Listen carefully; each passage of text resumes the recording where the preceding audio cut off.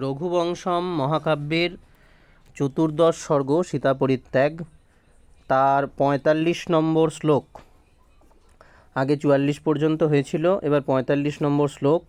এখানে রামচন্দ্র নিজ ভ্রাতা লক্ষ্মণকে নির্দেশ দিচ্ছেন সীতাকে পরিত্যাগ কীভাবে করবেন তিনি, সেই বিষয়ে তিনি নির্দেশ দিচ্ছেন।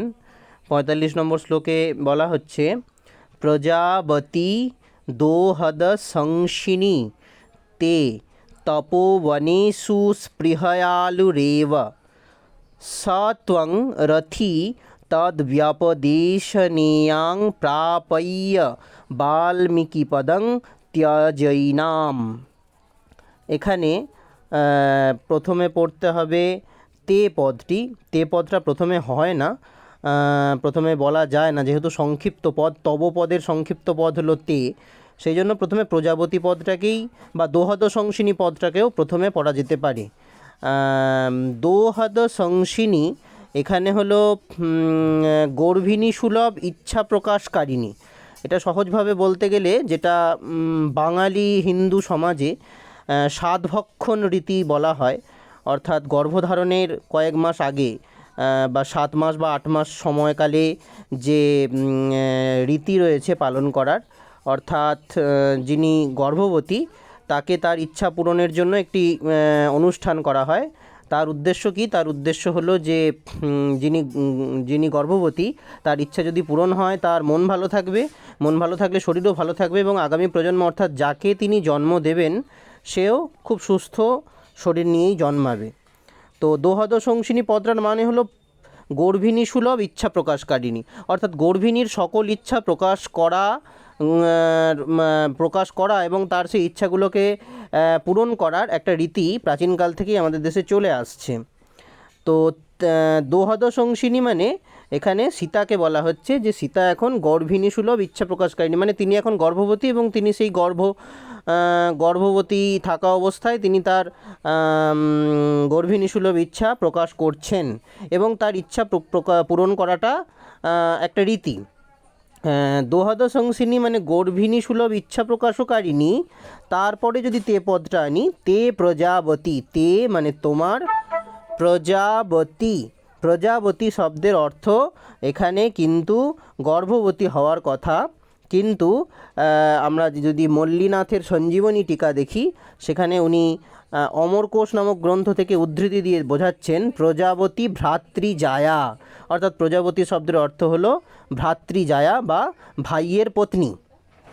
তো দোহদ সংশিনী মানে গর্ভিণী সুলভ, তে মানে তব বা তোমার, মানে লক্ষ্মণকে বলছেন রাম, তোমার প্রজাবতী মানে ভ্রাতৃজায়া, তপোবনেষু মানে তপোবনে যেতে বা তপোবনের প্রতি, স্পৃহয় আলুরে বা এখানে লুচ প্রত্যয়, স্পৃহি গৃহী বলে ইত্যাদি সূত্র রয়েছে।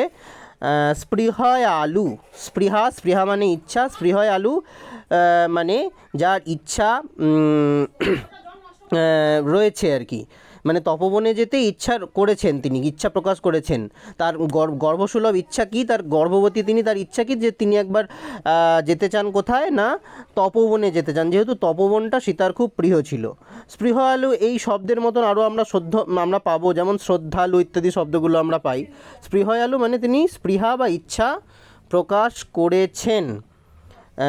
তাহলে প্রথম লাইনটার মানে এইভাবে দাঁড়ালো যে দোহদ সংশিনী মানে গর্ভিণী সুলভ ইচ্ছা প্রকাশকারিণী, তে মানে তব বা তোমার, প্রজাবতী মানে তোমার ভ্রাতৃজায়া, তপবনেষু মানে তপবনে যেতে, স্পৃহয়ালু এব মানে তপবনে যেতেই স্পৃহয়ালু মানে ইচ্ছা, মানে স্পৃহা রয়েছে ওনার, বা তিনি ইচ্ছা প্রকাশ করেছেন। এখানে এবপদটা দেওয়ার মানে হলো তপবনে যেতে ইচ্ছুক, অন্য কোথাও তপবনে যাওয়ার বা তপবন ছাড়া অন্য কোথাও বেড়াতে যাওয়া বা ঘুরতে যাওয়ার ইচ্ছা তার নেই, তপবনই তার খুবই প্রিয়, সেই জন্য এখানে এব মানে একমাত্র তপবনেই যেতে ইচ্ছুক। দ্বিতীয় লাইনটা যদি দেখি তাহলে দেখব সত্বং সেই তুমি, সত্বং মানে এখানে লক্ষ্মণকে বলা হচ্ছে সত্বং। এইভাবে বলার কারণ হলো যে লক্ষ্মণকেই একমাত্র নির্দেশটা দেওয়া হচ্ছে, লক্ষ্মণ যেন অন্য কাউকে আবার এটা পালন করতে না বলেন, বা লক্ষণ ছাড়া অন্য কোনো কেউ যেন পালন না করেন, যেহেতু লক্ষণই রামের বিশ্বস্ত। স ত্বং সেই তুমি, রথি মানে রথি হয়ে, রথি ভূত্বা বা রথি সন, এই কথাটা এখানে দেওয়া হয়নি,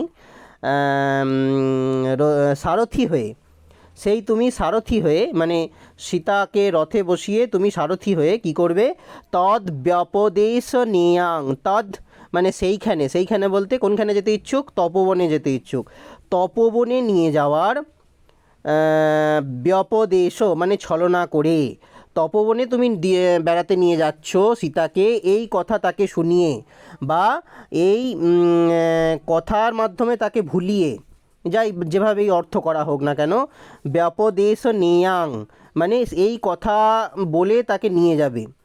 প্রাপয়্য, প্রাপজ্য বাংলায় বললে প্রাপয়্য মানে পাইয়ে দিয়ে মানে তাকে নিয়ে যাওয়ার পর, তাকে নিয়ে গিয়ে কোথায় নিয়ে যেতে হবে, পরের পদরাতে বলছে বাল্মীকি পদং, তাহলে পড়ার সময় বাল্মীকি পদং প্রাপয়্য মানে বাল্মীকির আশ্রমে একে নিয়ে গিয়ে, তারপরে শেষের শব্দটা ত্যজৈনাম, এটা ভাঙলে হবে এনাম ত্যজ, মানে একে ত্যাজ মানে তুমি পরিত্যাগ করবে, এনাম মানে একে মানে সীতা দেবীকে, ত্যজ মানে তুমি পরিত্যাগ করবে।